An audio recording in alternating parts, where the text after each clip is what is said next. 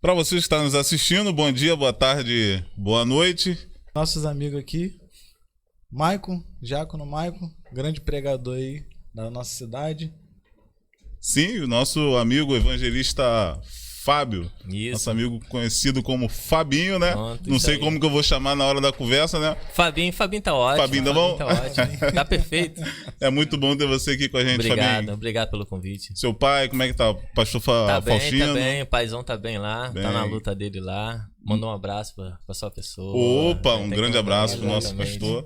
A mamãe vi pregando esses dias, né? Lá na mamãe, Matriz, lá na Assembleia de Deus da Viu o Alcântara. testemunho dela, Poxa, forte. forte demais. Meu Deus. O Brasil precisa conhecer. Quem sabe um dia, né? Quem sabe, através, muitas Aí, coisas ó. acontecendo, O convite né? já foi feito. E pronto.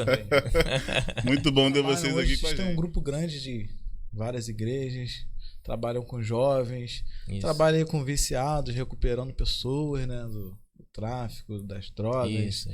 Vamos começar, né? Saber Isso. um pouco dessa experiência. Sim, contar um pouquinho seria Contar um muito pouquinho, seria interessante. interessante, É. né? Tem, eu sei que É tem uma- muita história interessante. É uma nessa- ótima introdução. Olha É uma aí, ótima ó. introdução, na verdade, a gente tem um trabalho missionário já, né? Há 21 anos. Começou com o paizão, pastor Faustino, né? Então, a carga de recuperação, na verdade, ele começou na rua. Não tem como começar dentro. Fora que se começa, né? Então, a gente começou na rua, voltando de um culto de Rio Bonito. Eu me lembro, meu pai tava com um Fusca, né? Andando, vindo tarde do culto, na beira da pista, aquela BR vindo, a BR-101 voltando, né? A gente morava no Catarina na época. Aí tava eu, meu pai e meu irmão, do nada meu pai encosta no acostamento. Falei que eu, pequenininho ainda, né? Sem entender nada. Falei, papai tá fazendo o quê? Meu Deus, encostou aqui e tal. Daqui a pouco tô vendo meu pai conversando com umas duas pessoas adultas, assim, não tinha tanto discernimento, né? Mas eu sabia que duas pessoas adultas. Depois vi umas criancinhas pequenininhas, com carrinho de bebê e tudo. Daqui a pouco, tô vendo meu pai abrindo a porta do carro, um Fusca.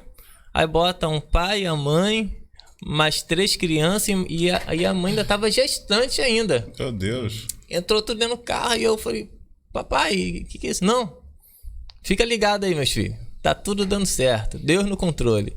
E a gente, pra gente, tudo é festa, né? Que a gente espelha muito no nosso pai, né? Falei, vai acontecer alguma coisa aí, vambora. Aí começou o trabalho assim. Meu pai naquela noite viu aquela família andando na beira da pista. Carregando aquelas trouxas que eles carregam. O pessoal suja, aquelas coisas todas. Muitos hoje. Moradores de rua, Fábio? Exatamente, morador de rua. Não tinha destino. Eles estavam andando, perambulando pela estrada, não tinha pra onde ir, né? Meu pai falou, sentiu de Deus de parar, foi onde começou. Falou de Jesus pra ele lá na mesma hora, Levou pra dentro de casa. levou pra dentro de casa. Mas antes de levar pra dentro de casa, ele já tinha aceitado. Meu pai pregou pra ele lá, a questão de 2 minutos, falou de Jesus. Você quer Jesus? Eu falei, quero Jesus. Então vamos embora. Você acredita que Jesus vai salvar, vai mudar a sua vida?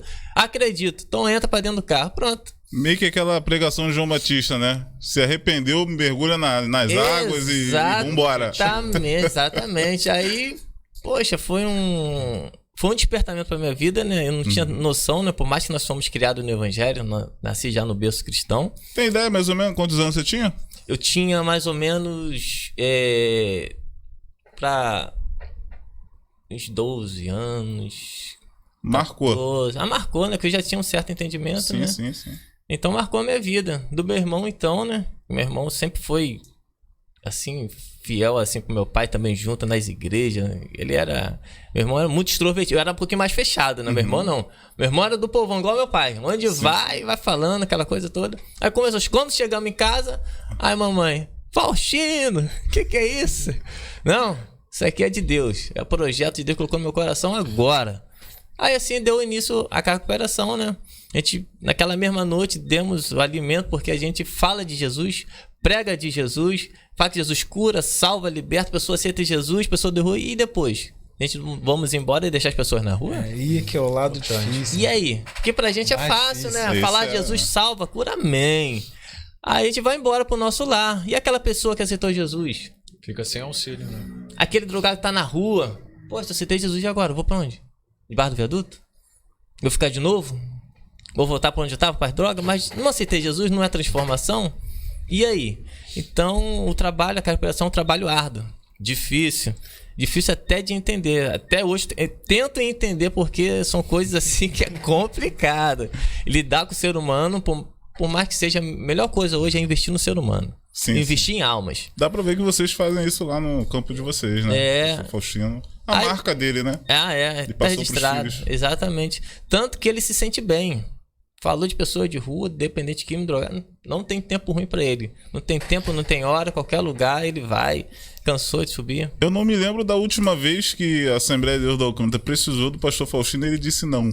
Eu não consigo me lembrar quando seu pai disse não pra gente. Na verdade, quando a gente precisou mandar um dependente químico pra ele. Eu acho que é difícil ouvir um não do meu pai. É difícil ouvir. Seja de qualquer pessoa, né? Ainda mais pro campo do Alcântara, né? Que sempre esteve ali junto com a gente. Quando toda vez chegava, não. Sempre acolheu, né? Meu pai sempre acolheu, de braços abertos. Aí deu início. Aquelas crianças hoje, só para um resumindo, porque o tempo não dá. Sim. Aquela família hoje está estruturada. Estão casados até hoje. Os filhos estão casados. Estão trabalhando. Olha só o que Deus faz. Aquela família que não tinha destino, não tinha para onde ir. Hoje já são adultos, estão casados e têm até filhos. Olha só. O resultado que faz de uma obra missionária. De crescer, de acreditar no ser humano. Porque imagine quantos carros passam naquela rodovia. Um carro parou, graças a Deus foi através do nosso paizão. Creio que existe muitos missionários que já fazem isso, não é só meu pai. Mas foi assim que começou o nosso projeto da Carga Cooperação. E até hoje, já passou mais de 5.000 homens nesses processos de 21 anos. Temos lá cadastrado mais de 5.000 homens. Eu acredito que esse resultado da transformação de uma pessoa, igual você está falando aqui dessa família, que foi restaurada. Foi restaurado por completo, né? Ganhou Jesus. Exatamente. Ganhou dignidade. Hoje tem uma dignidade, então isso acaba sendo um combustível para vocês continuar passando pelos momentos difíceis, que não é fácil. Não, né? Não é fácil. Também tem decepção, né? Tem. Que nem todo mundo, na verdade, tá ali para se recuperar, né? E a gente lá, nossa casa não é uma casa fechada. Não, entrou aqui, não. É casa aberta. Fica quem quer. Realmente que ele quer se libertar, quer mudança de vida. E a gente que sabe que não é fácil, mesmo querendo, não é fácil, né? Porque o cara que já é viciado nas drogas, na cocaína, aquilo tudo, para se libertar, tem abstinência, então é uma luta, né? É como se fosse o nosso pecado hoje em dia. Todo dia, toda vez nós pecamos. E quer se livrar, às vezes, do nosso próprio pecado, nós somos pecadores, nós não conseguimos. E toda vez, Jesus, me perdoa. É exatamente isso. Fábio, falar de drogas, falar de dependentes químicos, falar de uma pessoa que ela é viciada na bebida. Meu pai mesmo. Hoje a nossa cooperação, a gente não cuida de pessoas de fora. Cuida também da nossa família. E temos exemplo, o próprio irmão do meu pai. Ele é viciado no álcool. Ele é assim, álcool pra ele é dia e noite e dia, direto. Todo mundo na rua não tinha jeito pra ele. Tanto que ele foi morar até na rua. Depois de ter casa. E todo mundo que olhava pra ele, não tem jeito. Ninguém queria ver ele perto, o irmão do meu pai. Meu pai pegou ele, levou pra Carga Cooperação. Aquele que a pessoa fala que não tem jeito, Deus fala, não tem jeito pra você, mas pra mim tem jeito. Graças a Deus, ele foi... Hoje já dorme no Senhor, mas conseguiu essa salvação. Se recuperou, aceitou Jesus, ficou na nossa corporação e foi lindo. Pastor, a produção pediu para afastar um pouquinho só do microfone. Nossa produção, pessoal, produção tá lá trabalhando. Produção é 10, hein? Nossa, desculpa aí que minha voz tá... Grande Samuca aí na produção. Algum problema, Maico, com álcool? Já teve algum problema com álcool? Você, especialmente, com droga? Ou conhece algum amigo que teve algum problema com droga na época de escola, sua infância? Sim, de época de adolescente, a gente sempre tem aquela curiosidade, né? Sim. De experimentar pelo menos o álcool, né? Mas droga mesmo, nunca tive interesse. A gente já teve amigos, né? Uhum. Aliás, amigos não, né? Na verdade, a gente nem coloca como amigo, colega, né? Colega. Mas de bebida, sim, curiosidade já experimentei. Sim. Mas de nunca entrar, graças a Deus, em vício algum. Mas drogas, nunca tive interesse. Você já viu a droga tirando mais coisa da pessoa? A dignidade é tudo, né? Mas você que tá mais de perto com isso, Fábio. Você já viu a droga tirando alguma coisa dessas pessoas? temos relato da própria família, né? De um dos dependentes químicos que nós estava na nossa casa. Não somente dignidade, a destruição para dentro de casa que traz de coisa de pegar a mãe, bater na mãe, de roubar as coisas dentro de casa, quebrar tudo, de pegar tudo que tem seus pertences e vender. Uma televisão de LED que o cara que vendia por 100, 200 reais, que custa 1.000 e pouco, por causa das drogas, destruição. E batia na mãe, no pai, sem saber o que fazer. Então são essas coisas, vai se perdendo esse valor. Então a família, na verdade, fica totalmente desestruturada. Não somente a dignidade. Então a pessoa perde. A própria mãe, às vezes, deseja até a própria morte porque não quer conviver com o próprio filho daquele jeito. Eu não quero. Prefiro que Jesus me leve. Olha só o ponto que a gente pode chegar a uma família. E às vezes nós viemos tantas famílias assim, pensa que tá bem, tá nada. Dentro de casa tá toda destruída. Aí quando o filho se recupera, imagina como é que tá essa mãe. Aí, como ela vai agradecer. Quando olha lá, barba feita, gordinho, bem que eles comem. Vou te falar uma coisa, hein? Olha só aí, eles comem muito. Graças a Deus. Aí quando a mãe chega e vê o filho daquele estado, a mãe já viu, meu pai já relatou comigo, quando eu cheguei, meu pai já viu, de cair de joelho de pranto, agradecendo a Deus dentro do sítio, assim. E olhar assim, eu pensava que não tinha jeito, não tinha nada, esse garoto destruiu tudo. Tanto que o pessoal do próprio bairro nem quer mais ele lá. Meu Hoje, Deus. ele voltou pro seu próprio bairro, mas transformado, né? Então, as drogas vêm para acabar mesmo, para destruir. Dignidade, Tudo, valores. tudo, valores, não tem nada. Como você falou, às vezes nem troca tanto assim, nem recebe nem tanto assim. É coisa de baixo valor, troca por material. Não, eu faço você, me dá isso aqui, me dá aquilo dali. Paga uma coisa pra mim, uma pinga ali e tal. E tá tudo certo pra eles. Mas são coisas de momentos, né? Que joga, o diabo vem pra isso, né? Pra matar, pra destruir, fazer passar vergonha, né? Destruir. Aonde você tá sendo criado, você cresceu ali, é o motivo da vergonha. Meu Mas Deus. Deus veio pra fazer outras coisas totalmente diferentes. Vem pra dar honra. Aonde você foi humilhado, eu vou te exaltar. Meu Deus. Então são um pouquinho desse relato da vida de alguns, né, testemunho. E alguns que passaram lá pela nossa casa lá. Forte, né? É Você forte. vê que a gente, se a gente estiver por nós mesmos, às vezes a gente acaba olhando a pessoa assim e não acredita, né? Que ela não acredito, tenha uma não. oportunidade, que ela tenha, que possa acontecer essa restauração. Fica às vezes que é meio difícil, né? Dependendo, nós estivermos no estado crítico, né?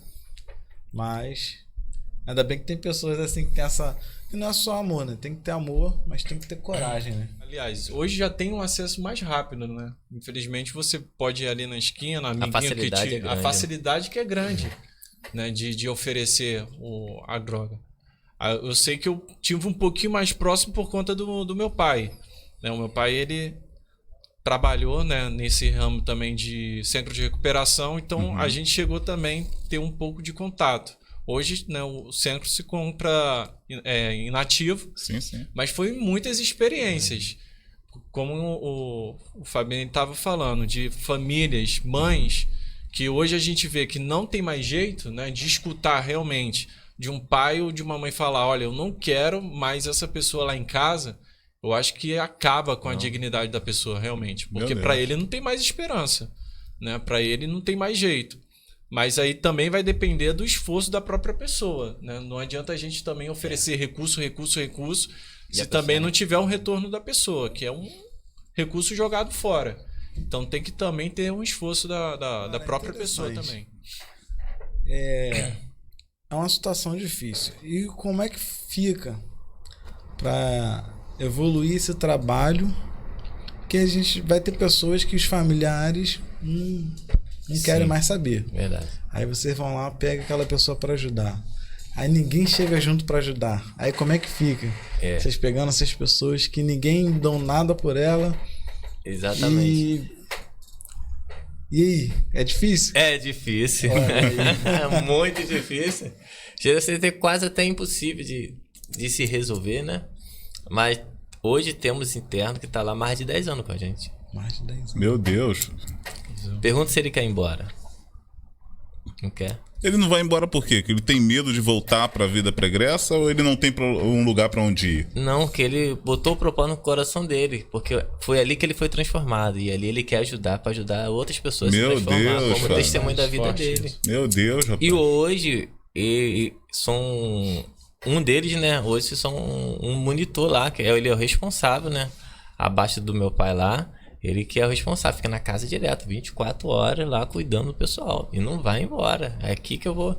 É aqui que Deus vai me levar, que Deus me trouxe pra cá e eu vou cuidar, eu vou dar minha vida, porque tipo assim, ele tem meu pai como fosse um canal de Deus pra vida dele. Então ele acha que não vou trair o senhor, meu pastor. E Vou de estar fato com o é, senhor. né? De É. fato foi num canal de sim. Deus. Exatamente. Então, e ele tem a família dele. Entra em contato e tá bem. Tranquilo, de boa. Não, aqui eu tô feliz.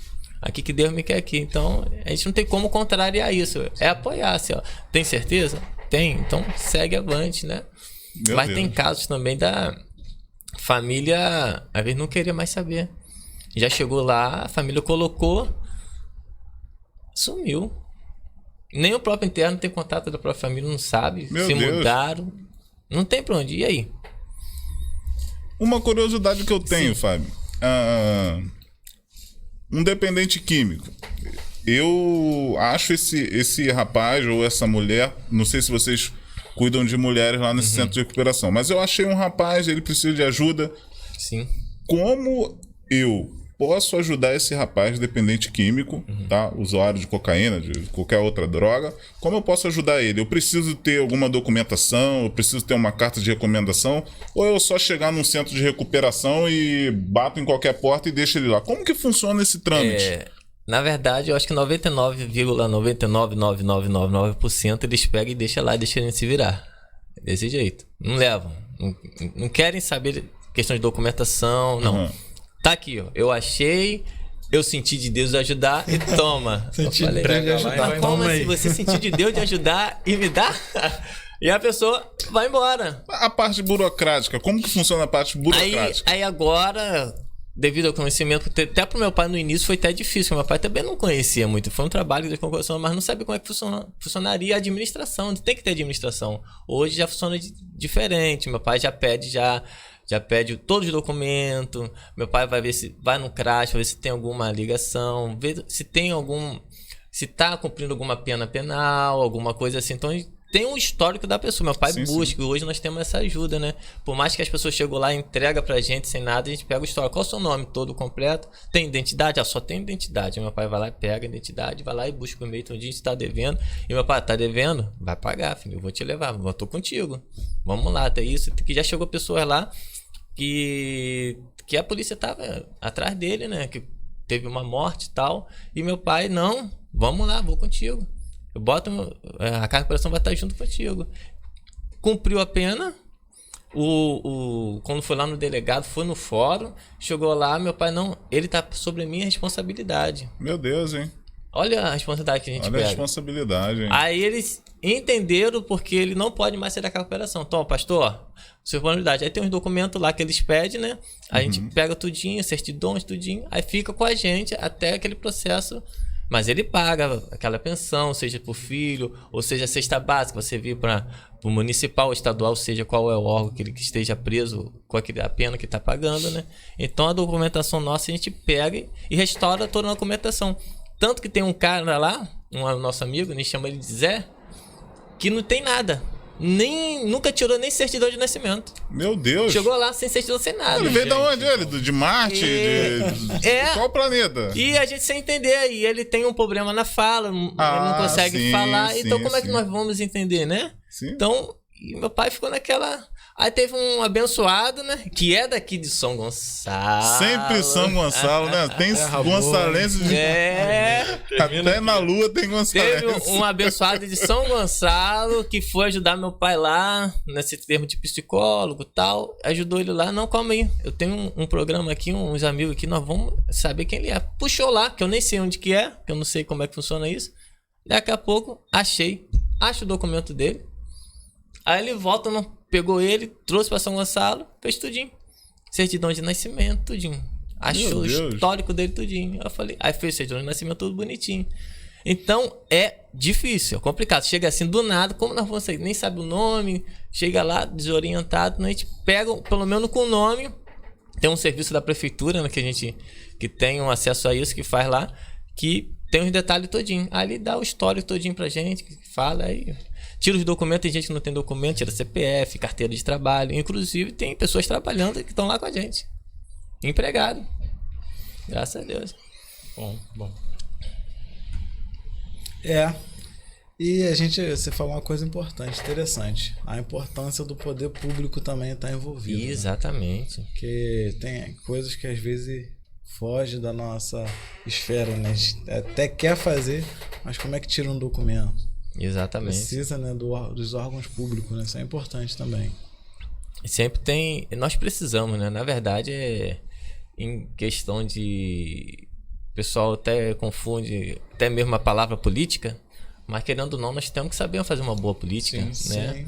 A igreja tem que saber integrar isso, trazer para si própria, né, a importância do órgão público, do setor municipal, seja estadual, seja federal, não importa que seja, mas porque ali é um ser humano, é uma pessoa que faz parte dali, faz parte do cidadão, é um cidadão, Verdade, gente, cidadão. né?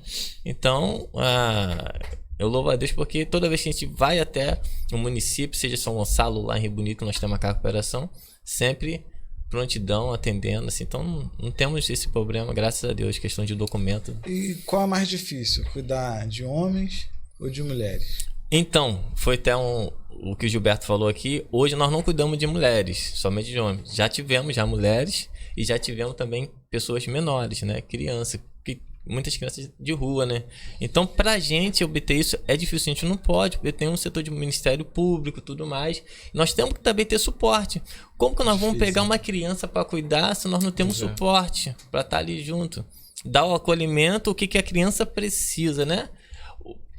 Mulheres, como é que nós vamos misturar homens com mulheres? Que não tem como, entendeu? Tem que ter uma casa totalmente independente, fora do contexto, totalmente separado. E tem que ter mulheres para ajudar a cuidar. Então, é difícil. Por meu pai pegava todo mundo para ajudar. Mas, às vezes, infelizmente, o poder público, né, na vez não enxerga dessa forma uma questão de ajuda direta para entender isso.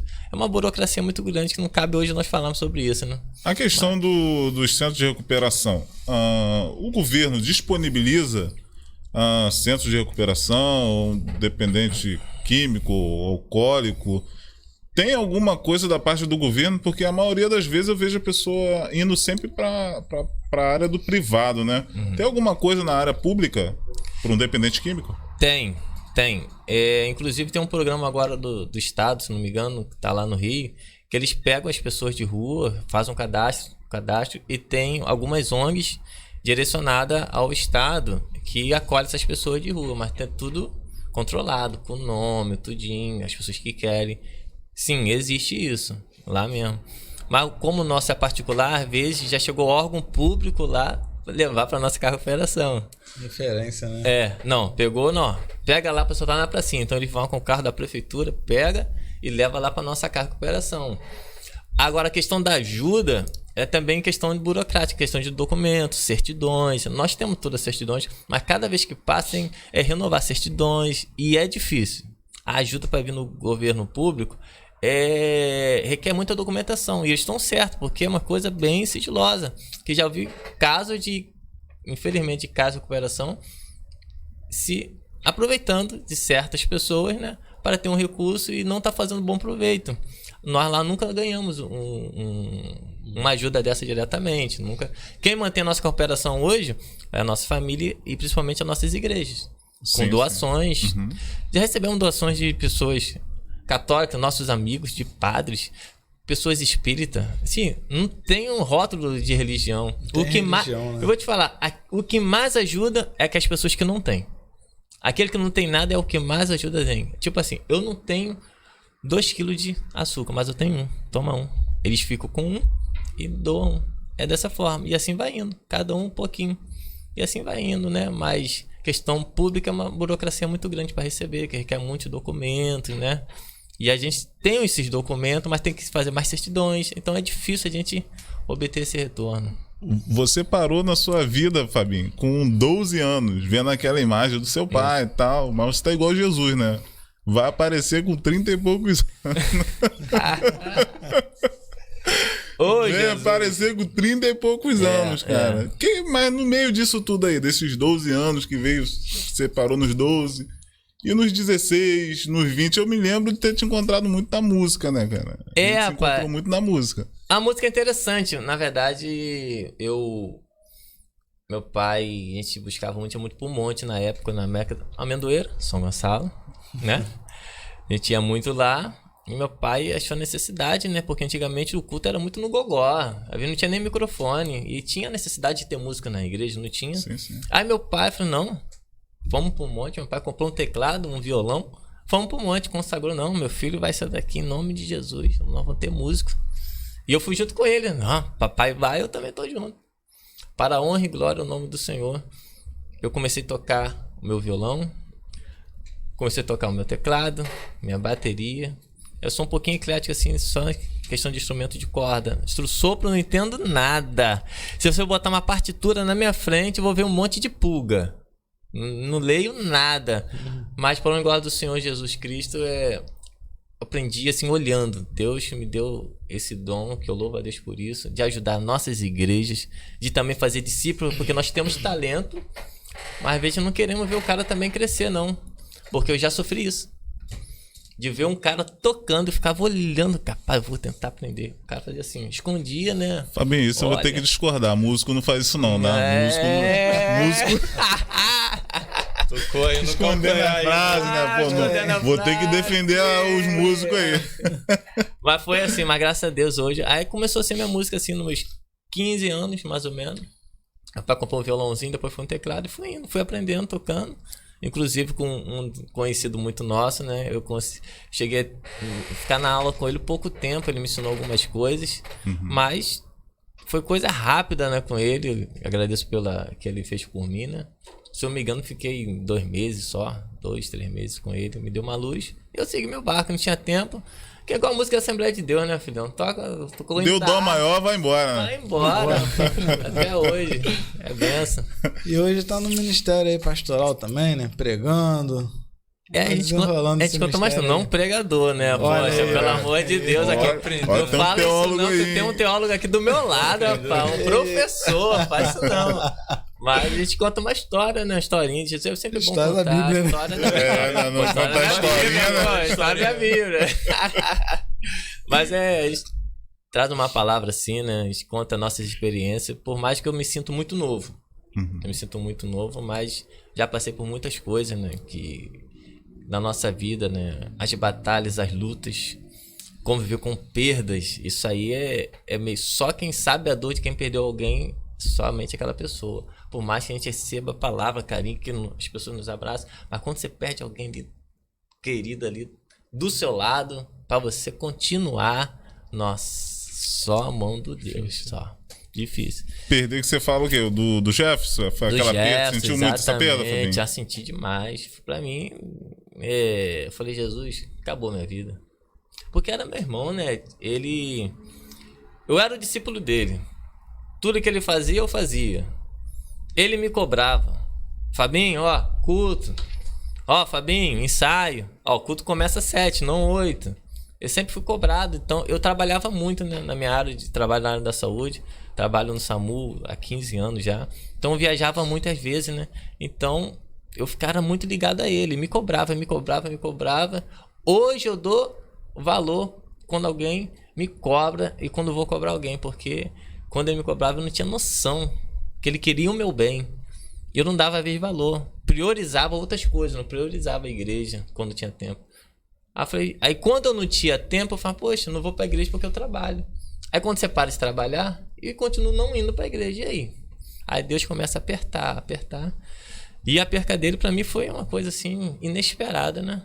Minha vida, falei, Jesus, não sei o que eu vou fazer mais da minha vida. Falei, questionei com Deus, por mais que a gente... Porque eu falei, Jesus, me perdoa que eu vou questionar, que eu vou perguntar. Mas nós somos ser humano, né, cara? Nós se sentimos na carne, né? Então a gente fica, às vezes, desesperado. Às vezes fala coisa que nem é pra falar. Minha mente ficou turbulado assim, mano. Turbulência dentro da minha mente. Falei, Jesus, parece que eu tô ficando maluco. Começa a falar alto sem ter ninguém perto. Eu fiquei numa situação muito assim. A minha família, né? Mas, graças a Deus, a morte dele me trouxe vida. Hoje eu tô aqui pregando a palavra dentro da igreja por causa do meu irmão. Claro que foi um fruto do nosso paizão, mas foi através da vida dele que eu enxerguei que eu tô fazendo nada para Jesus, que preciso fazer enquanto tenho vida. Isso eu aprendi. Meu Deus. É o que nós estamos fazendo aqui. Enquanto nós temos vida, faça. Quando nós temos vida, valorize sua família, sua casa. Depois que perde, já era. Tem alguma lembrança de semanas antes, de alguma conversa que ficou marcante, 2 dias antes daquele evento? Eu sei que o Campo do Alcântara parou, né, cara? Aquilo foi um baque. Na verdade, eu tinha encontrado com ele um dia antes, na casa do meu pai mesmo. Ele tava lá com as suas filhinhas, né? Tem 2 filhinhas, Julia e Nicole. Eu tava lá com a minha esposa e tal. A gente bateu um papo e ele saiu. Ele foi embora primeiro do que eu. Mas ele deu um tchau assim, parecia que não ia voltar mais. Mas parece que é coisa da nossa cabeça, né? Uhum. Mas foi... Eu não entendi nada, né? Fiquei olhando ele indo, pegou, foi embora. Aí no outro dia eu ia trabalhar. Aí foi onde aconteceu o fato. Que meu pai tinha convidado ele pra ver lá o afogamento dele, morreu afogado, né? E fui lá, pode contar esse detalhe aqui? Pode. Na verdade é um grande testemunho da minha vida, né? Muita gente não sabe o que aconteceu com ele, só sabe que ele morreu afogado, que entrou na praia, morreu afogado, não conseguiu sair, o mar começou a ficar mais tenso e não conseguiu, morrer afogado, pronto, acabou. Mas não foi exatamente isso, né? Na verdade, a gente foi ver um terreno que meu pai comprou milhões de anos atrás, que era um mangue, né? Na Enseada das Gaivotas, para quem conhece lá em Rio das Ostras.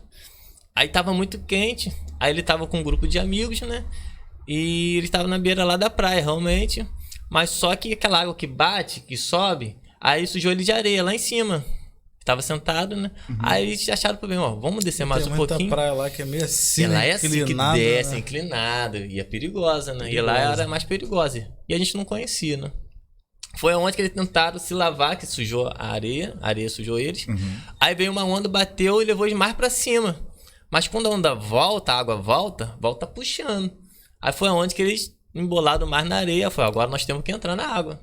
Aí foi onde que todo mundo entrou pra dar um mergulho e sair. Mas nessa que foi dar um mergulho pra sair, foi e ficou. Meu Deus. Todo mundo entrou. Não foi só ele não, todo mundo. Mas todos conseguiram sair. Ele não conseguiu sair. E o pessoal falava, vem Jefinho, agora. E teve um que ficou do lado dele até o final. Aí falava, ele só fazia um sinal assim com a mão, não respondia com falas, só fez um sinal com a mão. Eu não estava lá, quem relatou isso foi os amigos que estavam com ele, só fazia um sinal com a mão. Tipo assim, então não dá pra entender o quê? Não, tá tudo bem, espera, né? Falei, calma. Ele só fazia o sinal com a mão. Aí quando veio uma onda, o amigo dele que estava com ele na água conseguiu sair o último. E ele ficou. Aí começou a onda ficar mais forte. Bater mais forte. Aí ele não reagia mais. Ele ficou como se estivesse olhando pro horizonte, assim. Olhando, vem, Jefinho, vem, nada isso aí. Aí chamou salva-vida. Nesse tempo, intercâmbio, tudo já demorou 40 minutos. Caramba, imagina dentro da água. minutos. E a água começando a bater. Que foi o ponto desde na hora que começou a me ligar. Tinha alguma experiência prática, natação? Nadava muito. A gente já morou em Jaconé. Caramba. A gente entrava em Jaconé, Praia Braba, né? E a gente entrava quase todo dia quando a gente estava lá, né? Sim. Todos que estavam em casa, a gente entrava na praia lá com os amigos, jogava bola lá na areia lá com o pessoal, junto com o Giancarlo, que mora lá. Então, a gente tinha um certo costume. Eu tinha um certo costume de nadar, mas a gente não era nadador oficial. Mas na hora lá ele nem se prontificou em nadar, não deu uma abraçada nem nada. Aí o salva-vida chegou. O mais interessante foi isso. O salva-vida pegou ele de um braço, o outro salva-vida pegou do outro braço. Ele já estava um pouco já desacordado, então é fácil de tirar pro salva-vida, né? Porque a maioria, o cara tá desesperado, não consegue tirar. Não. Do nada veio uma onda, ainda tinha um surfista com a prancha no dia. Que ele tava indo a caminho dele pra botar ele, né? Em cima da prancha pra... Veio uma onda do nada, pegou em cima de todo mundo, assim, bateu... Jogou todo mundo para cada lado. Isso foi o relato do próprio salva-vida, né? Ele sentiu que o mamão puxava ele para baixo, puxando assim. Ele segurando, meu irmão segurando, tentando segurar naquela embolação da água. Meu Deus, e puxou para ele, desespero. Foi onde que ele sumiu naquela hora. o salva-vida saiu chorando da água, porque não conseguiu relatar. Não só resgatar, porque ele encostou nele. De uma vez que o salva-vida encosta, não larga mais, né? E ele ficou mais tempo porque não conseguiu tirar. Então já começou ali, já aquele redemoinho. Cheguei uma hora depois, né, que o Felipe me ligou. Quando eu chego lá com a minha esposa lá, vejo a cena do nosso paizão lá no meio da água, da praia lá, da areia, né? De pranto, de joelho, né? Chorando. Isso aí pra mim foi é uma cena que fica na minha mente. Nunca sai da minha mente isso. Me machuca por dentro, dói. Mas eu pego isso pra minha edificação, né? Sim, Falei, sim. não, Jesus, tu és fiel. E a gente lá acreditando, não. Cheguei já naquele alvoroço, porque eu tô acostumado. Meu trabalho é resgatar pessoas na rodovia. Vítima encarcerada. Na rodovia, tem a minha equipe lá, tô acostumado com isso. Mas lidar com água, eu já não é a minha praia, né? Uhum. E eu cheguei lá na hora, vendo a cena, eu vou entrar na água. O salva-vida, não. Aí você começa a ver um pontinho manchado assim no meio da água. Ele lá, qual cor da bermuda? Aí tá a bermuda preta. Parece que você vê tudo nessas horas, né? Não, é meu irmão que tá lá. Aí eu falei, vou entrar. Eu fui correndo, o pessoal me segurando. O salva-vida falou que ia me enforcar e tudo, pra me dar um mata-leão, porque eu tava muito agitado. Então a gente perde, às vezes, o sentido, a noção do perigo, né? Que isso, na verdade, seria mais um, né? Aí começou a partir dali. Eu falei, Jesus, não acredito. Eu peguei meu paizão. Pai, meu tio tava lá, vai embora pra casa. Deixa eu aqui. E nisso as horas se passando, né? E as horas se passando. Aí começa o grande testemunho da minha vida do meu irmão, da perca do meu irmão. Ele ficou 3 dias sumido. E a gente buscando lá os 3 dias. Naquela época o bombeiro não tinha tanto suporte. Tava uma falha imensa nos bombeiros, na questão de materiais, tinha nada. Eu fui no corpo de bombeiros. Eu falei com o major lá. O major falou assim comigo: vai pra casa, olha só. Quando a gente achar, isso se a gente achar, a gente liga pra você e deixa o telefone. Assim, simples. Mas e se eu ouvir isso? Pesado. Como se estivesse falando de um objeto, Nossa, assim, né? Sem aquilo pra mim, importância, eu né? saí dali, eu falei, não, tá errado. Voltei pra praia, meu telefone toca. O comandante geral do estado do Rio de Janeiro, na época, pode falar o nome dele aqui? Não tem problema? Não, tem problema, não. Na época, o comandante Alcântara, ele me ligou. Falou, senhor Fábio? Eu falei, poxa, não. Quem tá falando aqui é o comandante Alcântara. Já tô sabendo o relato do seu irmão. Fique tranquilo. Que toda ajuda e suporte que podemos dar pra ele, nós vamos dar. Foi feito assim. O que não tinha nada, começou a chegar. Meu Deus. Milagre. Chegou bote, chegou aeronave, o Águia, né? Chegou... Foi aquele alvoroço. Aí quem desce, o responsável do Águia, o capitão Pinheiro, me chamou, olha só. Seu irmão, aconteceu isso com ele, eu vou entrar na água para ver a profundidade, a consistência da água, para ver se está gelada, se está quente e ver para onde está puxando a onda. Aí ele saiu da água e falou assim, ó, isso foi numa terça para quarta. Ele falou assim, ó, até sexta-feira eu acho seu irmão. Desse jeito. E ele falou assim, ou vai aparecer lá em cima de Macaé, ou vai aparecer em Unamar. Olha só a experiência que o cara tem. E a gente ali tá bom, capitão. O que o senhor falar tá falado, mas não vou se desistir não. Minha esperança é achar ele antes. Nesse período de tempo, nos 3 dias, comecei a reunir o pessoal dos bombeiros, os amigos da igreja, os amigos dele. Pra você ter ideia, os amigos que eles ganharam, que meu irmão ganhou pra Jesus, ficaram os 3 dias lá. Falei, não, ele me ganhou pra Jesus. Eu até choro assim porque é um testemunho para nossa vida. Quando ganhamos almas para Cristo, nossa, aquelas próprias vidas lá, a alma que ele ganhou voltou para ajudar a resgatar aquela pessoa. Então, só para finalizar, para vocês entenderem, durante aqueles 3 dias, 2 capitães do bombeiro aceitaram Jesus. Meu Deus, hein? Durante aqueles 3 dias, tinha uma mulher desesperada que o filho tinha acabado de sair da sua casa, viu a reportagem, saiu na reportagem e falou assim, traga o irmão dele lá, eu quero falar com o irmão dele, senti uma coisa diferente. Vaiou lá no prédio da moça. Quando chegou lá, eu pensando, viu meu irmão? Não, eu trouxe aqui você que eu preciso da oração sua. Meu filho acabou de sair de casa. Olha só que loucura. E eu oro por ela. No dia que acho meu irmão, ela me liga pra eu ir lá de novo no prédio, que o filho dela voltou de novo pra sua casa. Olha só que coisa. Então, é o grande testemunho. Então, eu levo isso pra minha vida. É por isso que eu falo, eu tô aqui graças a Deus e meu irmão que deixou um legado. E aonde eu for, eu tenho prazer de contar, de falar do nome dele, do fato. Tem gente que fica meio não, eu tenho prazer porque edificou a minha vida. E vai edificar muita gente, né? Sim. Foi muito bom ter conhecido Amém. o Jefferson, foi muito bom. Isso. Marcou a minha história pelaquela humildade em pessoa. Interessante. História. Tem gente que olha assim, né? A carcaça é muito novo, né? Mas, né? Muita experiência, Muita né? coisa, Muita né? experiência. Fabinho, pergunta aqui do Samuel que está nos acompanhando aqui. Isso. Qual foi o maior milagre de transformação da casa de recuperação? Em poucas palavras, estamos 10 minutos para fechar. O maior milagre que você viu? O maior milagre que eu vi que tem até hoje dentro da minha igreja, ele é um obreiro da nossa igreja, um cara que foi se entregado para as drogas, o cara bem estruturado, com seus filhos, sua esposa, bem empregado, amigo particular do seu próprio patrão, perdeu tudo por causa das drogas. Ele falou assim, eu vou me recuperar, eu vou trazer tudo de volta e vou ter tudo em dobro na minha vida. Foi feito assim, conforme ele falou. Ele restaurou a família dele toda de volta, a sua casa, e não tem só uma, tem mais, conquistou mais bens de imóveis e voltou para o seu próprio patrão e ainda ganhou cargos melhores dentro do seu próprio serviço. Uou! E ele é um dos melhores obreiros. E ele é um dos melhores obreiros da nossa igreja. Meu Deus! Uma experiência interessante aí, motivador para quem tá assistindo, né? Verdade. Dá para sair dessa vida, dá para ser resgatado, basta querer, restaurado. basta querer. Não é fácil, mas vê que dá, né? Fábio, você falou um pouco da sua profissão, rapaz. E se encontramos há pouco tempo. Foi. Lá em Petrópolis, aquela cena. Aquela cena de filme de terror, né?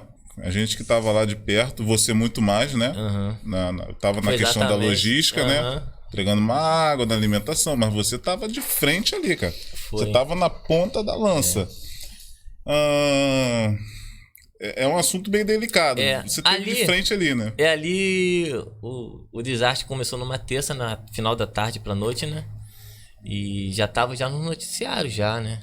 E eu tenho um comandante, J. Silva, ele é o coordenador da enfermagem da região serrana toda, do SAMU. Ele me ligou e falou, meu irmão, começou aqui de novo. O que aconteceu há 11 anos atrás, que teve outro desastre na região serrana, há 11 anos atrás, né? E a gente atuando realmente há 11 anos atrás, conseguimos encontrar os corpos que nem o próprio Corpo de Bombeiro tinha encontrado, através da equipe dele, né? Aí quando ele me ligou, eu falei, já mexi na minha prontidão, falei, montei aquela equipe que nós temos, o Léo, que é o nosso coordenador, eu chamo ele do meu Major Léo, né? Pelo carinho que ele tem e a coordenância dele. Ele montou também junto comigo uma equipe e assim subimos para Petrópolis. Chegamos lá, a gente já imaginava o cenário, mas não sabia o tanto que grave estava, né? No primeiro dia. Então, como foi impactado assim, quando cheguei lá, fomos com as nossas ambulâncias, né? Nós temos ambulância, fomos com a nossa ambulância, já com doações, com esse equipamento. Quando chegamos para atuar, para ajudar o pessoal, que o cenário é de guerra mesmo, né? Um desastre total. Primeiro corpo que nós encontramos, ajudamos a encontrar, uma senhora. Logo no início da Morro da Oficina. Aí conseguimos achar, como a gente estava mais preparado com luva e tal, tem aquela questão de a gente manter o corpo, a integridade, né? Que ali é um ser humano, por mais que esteja morto, né? Sim. Falecido. Mas a gente começou a limpar aquela senhora. Ela estava toda encurvadinha, né? Toda agachada. Aí a gente começou, quando a gente pega o braço dela e abre um bebê, ela morreu abraçada com sua netinha. Meu Deus. Então, pra mim, o início foi um impacto logo dali. Eu falei, nossa, eu tenho uma filhinha agora de 1 ano e 5 meses, né? Meu Deus. Eu, quando peguei, o pessoal já com aquela... tava com pano com lençol, né? Pra proteger, que ainda tava chovendo ainda. Aí me deram, segura aí, vamos levar lá pra baixo. Eu peguei ela no colo, assim, eu sentindo aqueles ossos, tudo trincado. E bateu uma angústia dentro de mim, eu quase... pensando assim, como se fosse minha própria filha. Eu comecei a sentir a dor como se ela fosse a minha filha. Há quantos dias de resgate? Tava no qual dia de resgate? Esse dia no primeiro dia. No primeiro dia? No primeiro dia logo. Tinha poucas horas de... Tinha. Então a gente foi com esperança de encontrar com vidas, né? Sim. Então, a gente infelizmente não encontramos com vida, mas conseguimos resgatar aqueles corpos para amenizar a situação das famílias, né? Foram cerca de... Só a sua equipe, a equipe que você estava responsável. Cerca Isso. de 32 corpos que a gente ajudou a resgatar.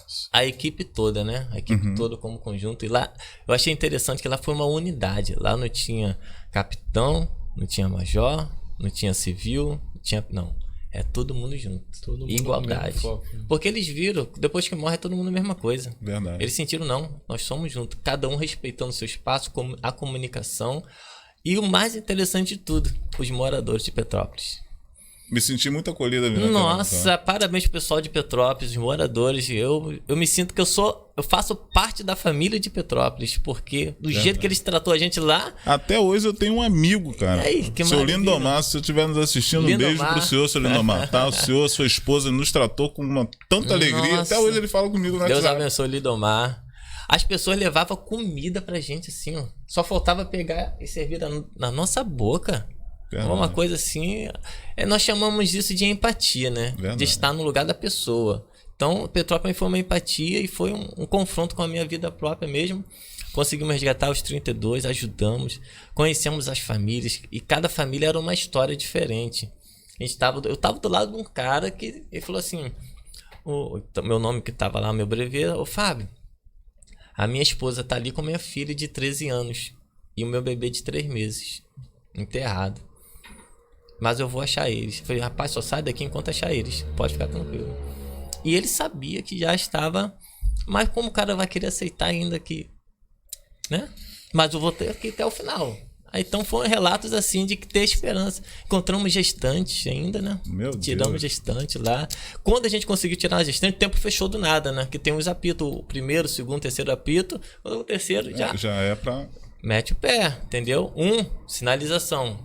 Então a gente tem que ficar atento. Que é fração de segundo. Você tava assim mexendo, capinando com a mão. O pessoal capinava com a mão, tirava aquele tudo com a mão. Eu vi muito isso. Daqui a pouco fechava o tempo do nada. Você não enxergava um palmo. Isso aí. Deu aquele desespero. Imagina isso. Eu nem sabia, tem um tal do russo, né? Que eles chamam de russo. Isso. Olha o russo aí, é uma neblina que você não consegue enxergar. Acho que 1 metro pra frente, né? E quando encontramos essa gestante, a gente nem sabia. Tava tão em volta com seus... Tava com as fraldas, né? Que parecia Meu que ela tava Deus. dentro do quarto. Quando a gente virou, que viu que era uma gestante. Meu Deus. E o parente do lado. Falou assim, vamos abrir. Como assim? Não, o bebê pode estar vivo. Olha, a esperança deles ainda. E a gente ali, como vamos definir se está vivo ou não está? Que atitude vamos tomar naquele alvoroço todo?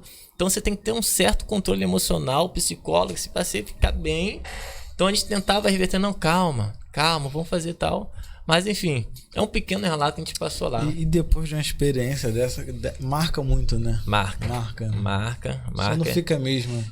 Porque eu espero nunca mais passar por isso. Mas eu botei meu coração. Aonde tiver que eu possa ir para poder ajudar, eu estarei.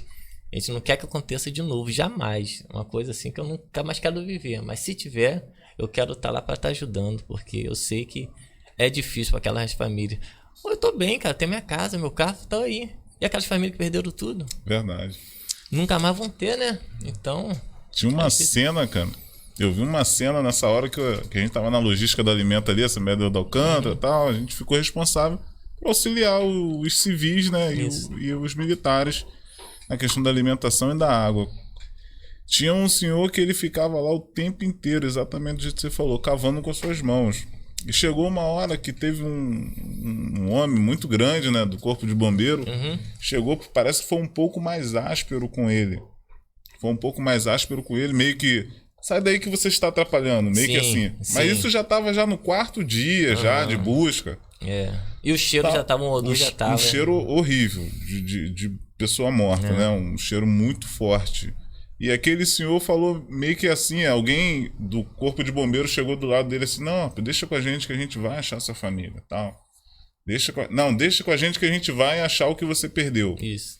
Aquele cara grandão que tinha tirado ele ali daquele local, né, que era um local perigoso, ele queria ajudar, mas realmente não cabia a ele, né, que era um lugar bem perigoso, só alguém técnico poderia fazer aquilo.